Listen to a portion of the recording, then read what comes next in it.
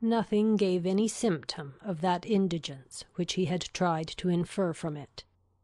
No poverty of any kind, except of conversation, appeared, but there the deficiency was considerable. John Dashwood had not much to say for himself that was worth hearing, and his wife had still less. But there was no peculiar disgrace in this, for it was very much the case with the chief of their visitors, who almost all laboured under one or other of these disqualifications for being agreeable: want of sense, either natural or improved; want of elegance; want of spirits; or want of temper. When the ladies withdrew to the drawing-room after dinner, this poverty was particularly evident, for the gentlemen had supplied the discourse with some variety, the variety of politics, enclosing land, and breaking horses. But then it was all over, and one subject only engaged the ladies till coffee came in, which was the comparative heights of Harry Dashwood and Lady Middleton's second son William, who were nearly of the same age. Had both the children been there, the affair might have been determined too easily by measuring them at once, but as Harry only was present, it was all conjectural assertion on both sides, and everybody had a right to be equally positive in their opinion, and to repeat it over and over again as often as they liked. The parties stood thus: the two mothers, though each really convinced that her own son was the tallest, politely decided in favour of the other. The two grandmothers, with not less partiality, but more sincerity, were equally earnest in support of their own descendant. Lucy, who was hardly less anxious to please one parent than the other, thought the boys were both remarkably tall for their age, and could not conceive that there could be the smallest difference in the world between them. And Miss Steele, with yet greater address, gave it, as fast as she could, in favour of each. Eleanor, having once delivered her opinion on William's side, by which she offended Mrs. Ferrars, and Fanny still more, did not see the necessity of enforcing it by any farther assertion.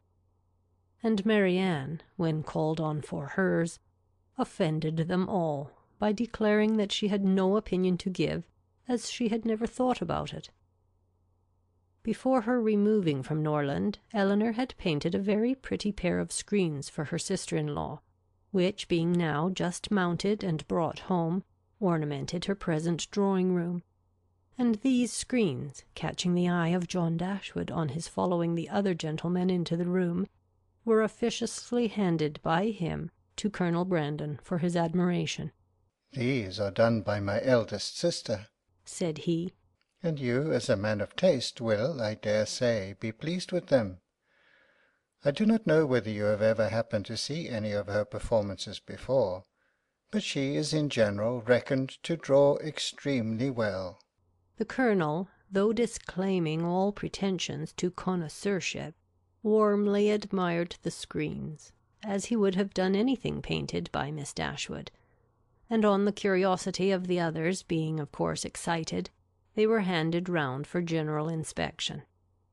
Mrs. Ferrars, not aware of their being Eleanor's work, particularly requested to look at them, and after they had received gratifying testimony of Lady Middleton's approbation, Fanny presented them to her mother, considerately informing her, at the same time, that they were done by Miss Dashwood.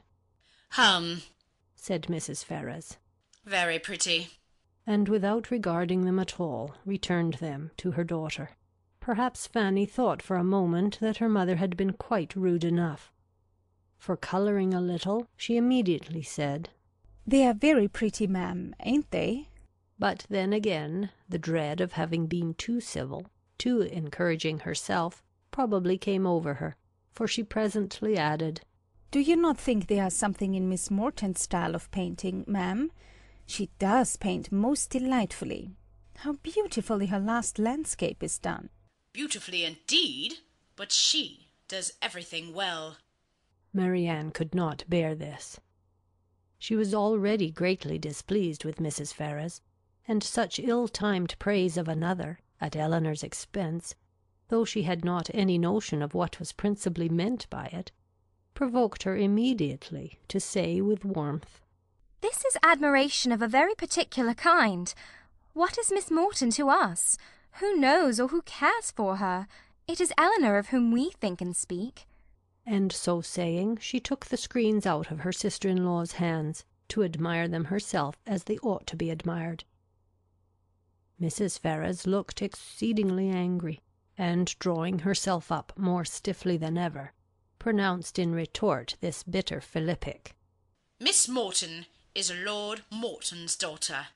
Fanny looked very angry too, and her husband was all in a fright at his sister's audacity. Eleanor was much more hurt by Marianne's warmth than she had been by what produced it, but Colonel Brandon's eyes, as they were fixed on Marianne, declared that he noticed only what was amiable in it, the affectionate heart which could not bear to see a sister slighted in the smallest point. Marianne's feelings did not stop here. The cold insolence of Mrs. Ferrars's general behaviour to her sister seemed to her to foretell such difficulties and distresses to Eleanor as her own wounded heart taught her to think of with horror, and urged by a strong impulse of affectionate sensibility, she moved after a moment to her sister's chair, and putting one arm round her neck and one cheek close to hers, said in a low but eager voice, "Dear, dear Eleanor, don't mind them. Don't let them make you unhappy." She could say no more.